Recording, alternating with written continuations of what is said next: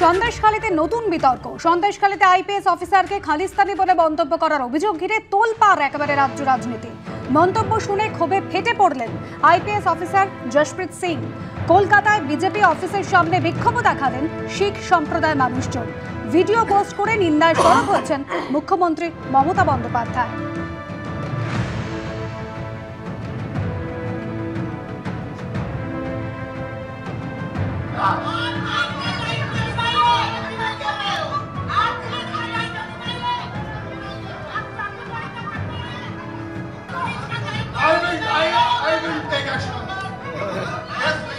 क्योंकि मैंने टर्बन पहना है तो आप लोग ये बोल रहे हैं अगर मैंने टर्बन ना पहना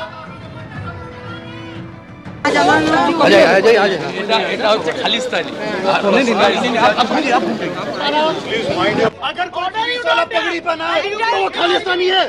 ये आप लोग की होगा, ये आप लोग बोल रहे हैं, ये आपका लेवल है, ये आप लोग का लेवल है। एक पुलिस ऑफिसर जिसने पगड़ी पहना है उसको आप खालिस्तानी बोल रहे हैं क्योंकि वो अपनी ड्यूटी कर रहा है। मैंने पगड़ी पहना है तो आप मुझे खालिस्तानी बोलेंगे क्योंकि मैंने पगड़ी पहना है? ये आप लोग की हिम्मत है। पुलिस को आप पुलिस का दायित्व नहीं निभा रहे हैं। पुलिस का दायित्व नहीं निभा रहे। रिलीजन पे बोल रहा हूँ मैं, आप मेरे रिलीजन पे कोई रिलीजन में नहीं बोला है। बोला खालिस्तानी। नहीं, आपके रिलीजन पे कुछ बोला किसी ने?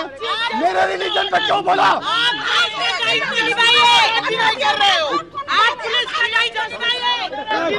आप चाटुकारिता करते हैं, तोशामोदी करते हैं।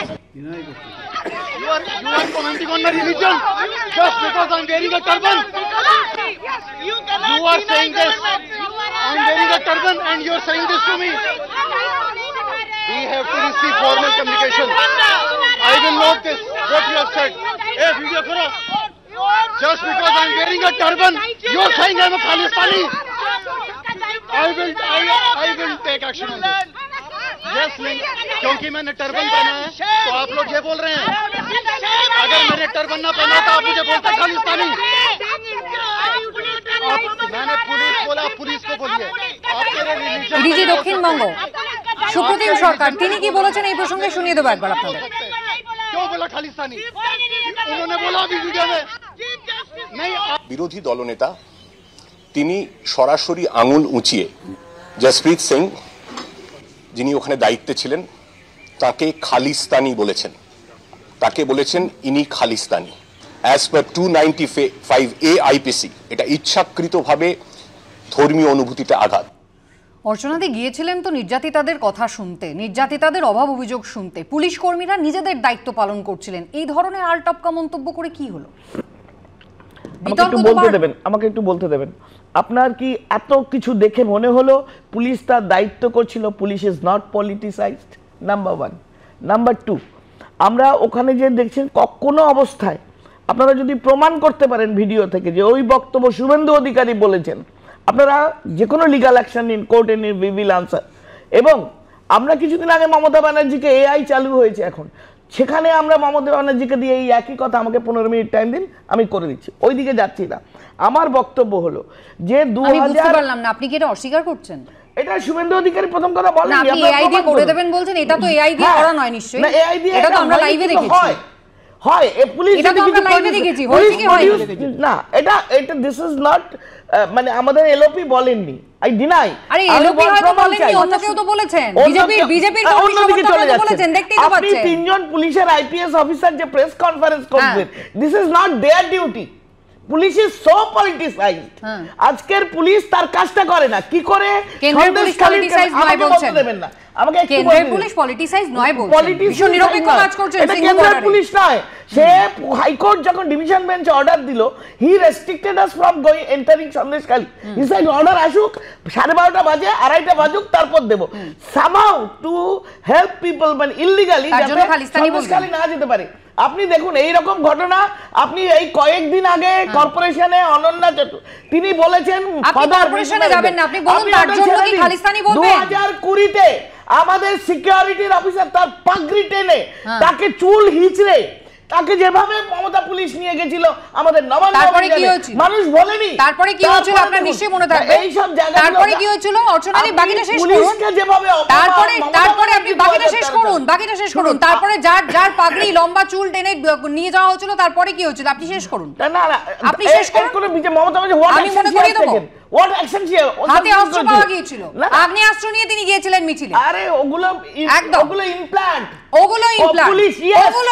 বেশ, দেবনারায়ণ সরকার পুলিশ পলিটিসাইজড। গতকাল পুলিশ যে কাজ করেছে পুলিশ পলিটিসাইজড এবং তাকে জাস্টিফাই করছেন অর্চনা সরকার। তিনি নিজে অর্চনা মজুমদার ওখানে ছিলেন, তিনি জাস্টিফাই করছেন, তাই খালিস্তানি বলা হয়েছে এবং সেটা অপরাধ নয়। দেবনারায়ণ সরকার একটু বলি বলুন। যে যত ভণ্ড ধরিবা যাক সে তত বলবান, নীতি নব ছোড়া গড়িয়া কষাই বলে জ্ঞান শিক্ষা। ভগবান এটা নজরুলের কথা। যে যত ভণ্ড ধরিবা যাক সে তত বলবান, এই ধরিবা শেষ করে দিয়েছেন, মানুষগুলোকে শেষ করে দিয়েছেন। শুনতে দিন অর্চনাদি, শুনতে পাচ্ছি না। দুর্ভাগ্য একজনের শিখতে খালিস্তানি বলা। এটা কি হচ্ছে নাকি? এই জোর গলাটা আবার যখন নারায়ণ গোস্বামীর বর্ণবিদ্বেষ নিয়ে যখন কথা বলেন, এই জোর গলাটা আবার দেবনারায়ণ বাবু আপনার শোনা যায় না। এটাই খুব আশ্চর্যের, যে জোর গলায় আপনি এখন এত খালিস্তানির সমালোচনা করছেন। নারায়ণ গোস্বামী যখন গত সপ্তাহে গায়ের রং নিয়ে কথা বললেন তখন কিন্তু আবার আপনার এই জোর গলাটা আমরা শুনতে পাইনি। প্রতিদিন কোর্টে যেভাবে গোলা থাপ্পড় খাচ্ছেন কোষে, তাই জন্য মিডিয়া আজ আন্তর্জাতিক মাতৃভাষা দিবস। কখনো নারায়ণ গোস্বামী গাত্রবর্ণ দৈহিক গঠন নিয়ে আদিবাসীদের চেনা যায় এটা বলছেন। গতকাল বিজেপির তরফ থেকে যেটা বলা হচ্ছে যে খালিস্তানি মন্তব্য সামনে এসেছে, এই যে ভাষা সন্ত্রাস, তা নিয়ে কি রাজনৈতিক নেতাদের আরো একটু সতর্ক হওয়ার প্রয়োজন নেই? না, সতর্ক হওয়া তো মানে প্রয়োজনীয় কথা তো সংবাদ মাধ্যমের পক্ষ থেকে আপনারা বলছেন, কিন্তু এইটা তো খালিস্তানি তো প্রথম বললেন না। সিংহু বর্ডারে যে আন্দোলনরত কৃষকরা তাদেরকেও খালিস্তানি সাজাবার চেষ্টা করেছে বিজেপির পক্ষ থেকে। আজকে আমরা দেখতে পাচ্ছি এটা ঘটনা। অর্চনাদির বলবার চেষ্টা করেছেন বহুবার বলবার। নির্দিষ্টভাবে আমি এখানে দাঁড়িয়ে বলছি, হাথরাসে যোগী আদিত্যনাথের যে ভূমিকা, এখানে আমাদের নিয়মিত লোক যাচ্ছে অর্চনাদি, আপনি জানেন না আমাদের লোকজন নিয়মিত যাচ্ছে, আমাদের ওখানে কমরেডরা মাটি কামড়ে কাজ করছে, আমাদের প্রাক্তন মেরে জেলে একদম পরিষ্কার ঘোলা জলে আপনারা মাছ ধরছেন। শুভেন্দু অধিকারীর লোক শাহজাহান, সেই শাহজাহান ভোট লুট করেছে শুভেন্দু নির্দেশে 2020 অব্দি। 2020 ভোট লুট করেছে, 2018 পঞ্চায়েত নির্বাচন শুভেন্দু নেতৃত্বে লুট করেছে, ভিডিও করে মেরেছে শুভেন্দু নেতৃত্বে। ওগুলো ঠেকাতে পারবেন না। গতকালের যে মন্তব্য এবং যে মন্তব্য নিয়ে একেবারে তোলপাড় পড়ে গিয়েছে রাজ্যের মন্ত্রী চন্দ্রিমা ভট্টাচার্য কি বলেছেন শোনাবো। বাংলার বিরোধী দলনেতা শুভেন্দু অধিকারী, তাকে কিছু বচসা করতে দেখা গেছে এবং পুলিশকে, একজন আইপিএস অফিসার তাকে খালিস্তানি হিসাবে তিনি চিহ্নিত করলেন। অর্থাৎ মাথায় পাগড়ি থাকলে সে খালিস্তানি হবে।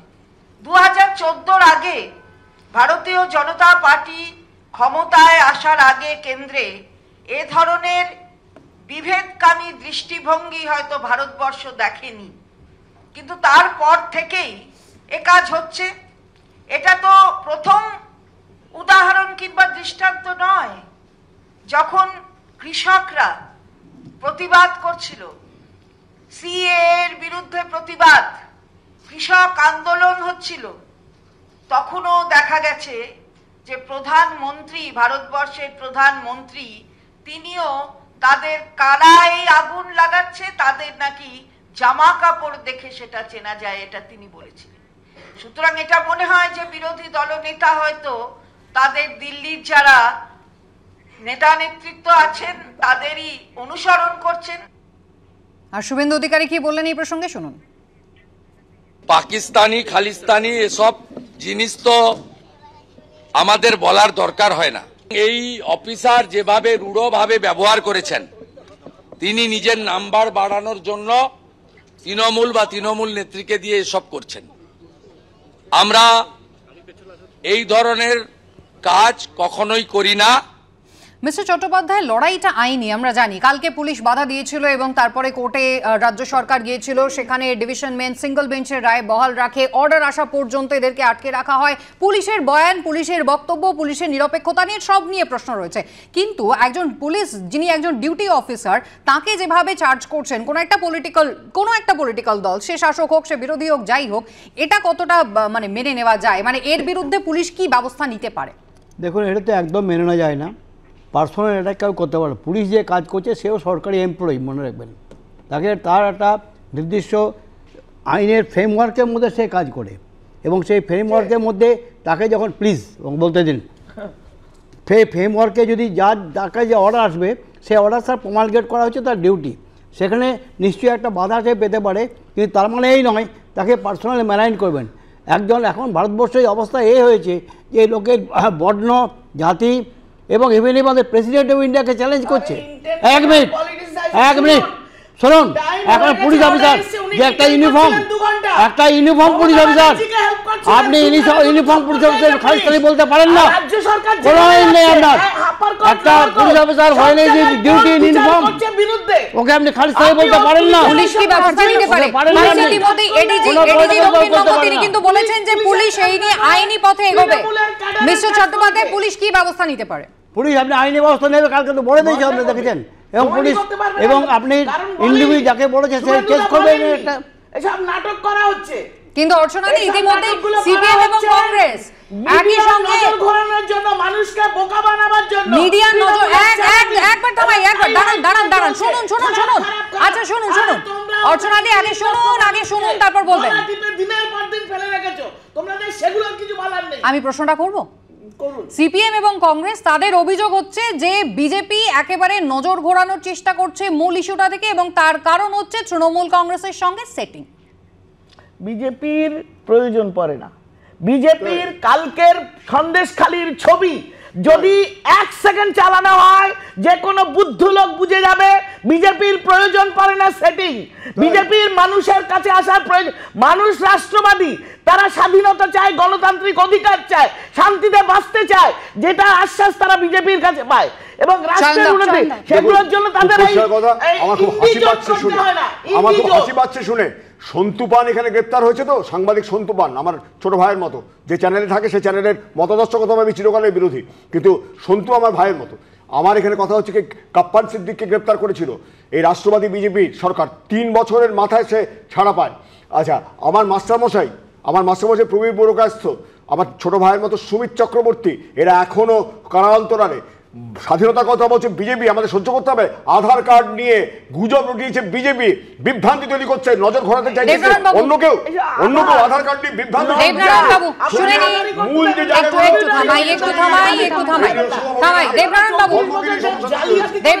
বলুন। আচ্ছা, আবার বলার আগে তো অর্চনাবাবু লাফিয়ে যাচ্ছে। মানে যার যে ব্যক্তি আজকে এই অবস্থা করছে, আচ্ছা হোক রাজনৈতিক লড়াই হোক বা যেখানে যাওয়া হোক, কিন্তু যে সন্ত্রাসগুলো এই জিনিসগুলো করছে এটা কখনো কাম্য নয়। এটা এই জিনিসটা ভাবছে কি সারা ভারত আজকে দেখেছেন, আজকে চণ্ডীগড়ের অবস্থা, আজকে কোথায় সুপ্রিম কোর্টে ভোট গণনা হচ্ছে। না, আজকে চণ্ডীগড়ে ভোট গণনা কিভাবে সুপ্রিম কোর্ট থাপ্পড় দিয়েছে বিজেপিকে, যে মিথ্যা ভাবে বিজেপিকে কিন্তু দেবনারায়ণ বাবু একটা প্রশ্নের উত্তর দিন। কলকাতা হাইকোর্ট গত পরশুদিনই কিন্তু শুভেন্দু অধিকারীকে অনুমতি দিয়েছিল সন্দেশখালীতে যাওয়ার। ধামাখালির ছবিটা আপনি গতকাল দেখেছিলেন, একেবারে সেই কুরুক্ষেত্রের যুদ্ধের মতন একটা পরিস্থিতি। রাশি পুলিশ, র্যাফ মোতায়েন করা হয়েছে, কমান্ডো মোতায়েন করা হয়েছে। কেন? রাজ্যের বিরোধী দলনেতা তিনি যাবেন বলে। রাজ্য সরকার আদালতে গেছে, আইনি লড়াই আলাদা, কিন্তু ওই যুদ্ধকালীন পরিস্থিতিটা তৈরি করার কারণটা কি? শুধুমাত্র রাজ্যের বিরোধী দলনেতা যাবেন? আমার প্রশ্ন, যাবেন প্রথম সিঙ্গেল বেঞ্চে, এরপরে ডবল বেঞ্চ যখন পারমিশনটা এসেছে তখন দিয়েছেন। প্রশ্ন না সিঙ্গেল বেঞ্চ ডবল বেঞ্চে, সেটা আদালতে হয়েছে, পারমিশন দিয়েছে তখন থাকছেন। সেই পর্যন্ত পুলিশ বাধা করছে যে আমার কাছে পারমিশন, আপনি you are allowed to go, কিন্তু আমার I am permitted by the court. বিরোধী দলকে ঠেকাতে যে সংখ্যায় পুলিশ আমরা গত 10-15 দিন ধরে দেখছি, দেবনারায়ণ বাবু, সন্দেশখালীর মানুষজন যেভাবে নির্যাতিত হয়েছেন বলে অভিযোগ করছেন, আপনি দেখেছেন এই এত সংখ্যায় পুলিশ তাদের সুরক্ষার জন্য মোতায়েন হয়েছে? আপনি একবারও দেখেছেন? অবশ্যই অবশ্যই, কার পুরো হচ্ছে তা ঠিক আছে, কিন্তু আমার প্রশ্ন পুলিশ তার আইন মতো কাজ করছে। যখন যখন সমর্থন, যখন অ্যালাউটা হয়েছে তখন পুলিশ যেতে দিয়েছে। সুতরাং গতকালের কলকাতা হাইকোর্টের অবজারভেশনটা তাহলে আপনি খেয়াল করেননি দেবনারায়ণ বাবু? পুলিশ এভাবে শেল্টার দিতে পারে না। পুলিশ কি করছে?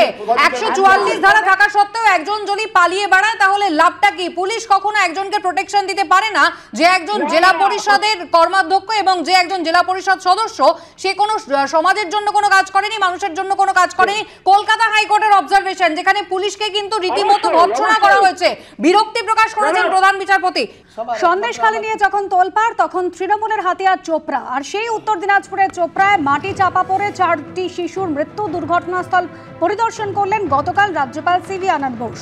মৃত শিশুর পরিবার এবং স্থানীয় বাসিন্দাদের সঙ্গে কথা বলেছেন, বিএসএফ এর আধিকারিকদের সঙ্গে বৈঠক করেছেন। মৃতদের পরিবার পিছু 1 লক্ষ টাকা করে আর্থিক সাহায্যের কথা ঘোষণা করেছেন রাজ্যপাল। I have visited the parents, the dear and near ones of those who lost their lives. Some immediate relief was given to them. What they want is that the culprits are to be apprehended. The law will certainly take its course. An interim relief of 1 lakh each to the families has been sanctioned from the Governor's Fund. That will be given immediately. I will take up the matter with my honourable constitutional colleague, the Chief Minister, and we will together see how best this issue can be addressed. I will also take up the matter with the honourable Home Minister at the centre. দেবনারায়ণবাবু, Trinamool Congress বা রাজ্য সরকারের এই অ্যাপ্রোচটা দুটো ক্ষেত্রে আলাদা কেন? সন্দেশখালীর ক্ষেত্রে মুখ্যমন্ত্রী বিধানসভায় দাঁড়িয়ে বলছেন যে শেখ শাহজাহানকে টার্গেট করেছে, ইডি আগে ঢুকেছে, বিজেপি পরে ঢুকেছে, এলাকা খালি করেছে, গন্ডগোল বাঁধিয়েছে, তিলকে তাল করা হয়েছে, এটা সন্দেশখালীর ক্ষেত্রে। আর বিএসএফ এর বিরুদ্ধে মুখ্যমন্ত্রীর বক্তব্য হচ্ছে এদের শাস্তি দরকার, শাস্তির দাবি জানাচ্ছেন কেন? না, বিএসএফ তো আজকে থেকে না, বিএসএফ এই পশ্চিমবঙ্গে অতীত থেকে আরম্ভ করুন, গত 10-12 বছরে বেশ কিছু খুন হয়েছে বিএসএফ এর হাতে, এবং দেখলেন তো কিভাবে আর বিভিন্ন পুরো এলাকাগুলোতে বিএসএফ কিভাবে খুন করছে, এবং তার কোনো ইয়ে নেই। এই যে হোলটা গড়া হচ্ছে, বিএসএফ বলেছে তার জন্য নিরাপত্তা রাখা, কেন বিএসএফ রাখবে না, কেন পড়ে গেল? সুতরাং একজনকে পারমিশন দিল খোলার জন্য, সে হোক কন্ট্রাক্টর, কিন্তু সেই জায়গাটা। আচ্ছা, বিএসএফ এর কাছে কখনো শাসক দল এই প্রশ্নটা তো তুলছে না যে শেখ শাহজাহান, এই যে অনেকেই যারা বিরোধীরা অনেকেই বলছেন যে শেখ শাহজাহান নাকি এখন এখানে নেই, তিনি নাকি অন্য কোথাও পালিয়ে গিয়েছেন, কই একবারও তো বিএসএফ এর কাছে শাসক দল জানতে চাইছে না যে শেখ শাহজাহান কোথায় গেল, অন্য কোথায় কিভাবে পালালো? না, বিএসএফ এর কাছে, ওটা তো বিএসএফ, শেখ শাহজাহান সেখানে থাকে তো বিএসএফ এর এলাকা, একদম ঠিক। বিএসএফ এর এলাকাটা কি অর্চনাদি? শুনুন দেবনারায়ণ দা, অযথা রাজনীতি করবেন না, আপনাদের পকেটে টান পড়েছে। বিএসএফ এর শাস্তি চাইছেন, বিএসএফ এর কাছে একটা উত্তর তো জানতে চাইতেই পারতেন। সন্দেশখালীর ঘটনার ক্ষেত্রে বিএসএফ এর বক্তব্য কি জানতে চাওয়া হয়েছে? শুনুন, আমাকে একটু বলতে দিন দেবনারায়ণ দা। প্রথম কথা হলো, ওখানকার পঞ্চায়েত, ওখানকার জেলা, ওখানকার প্রশাসন সবকিছু তৃণমূলের। বিএসএফ এর কাজ না ওখানে নালা খোঁড়া, যে খুঁড়ে রেখে দিয়েছে সেটা কে করেছে পুলিশকে জিজ্ঞেস করুন, আপনারা এনকোয়ারি করুন। শুধু শুধু বিএসএফ এর বিরুদ্ধে মানুষকে খেপিয়ে দিচ্ছেন কেন?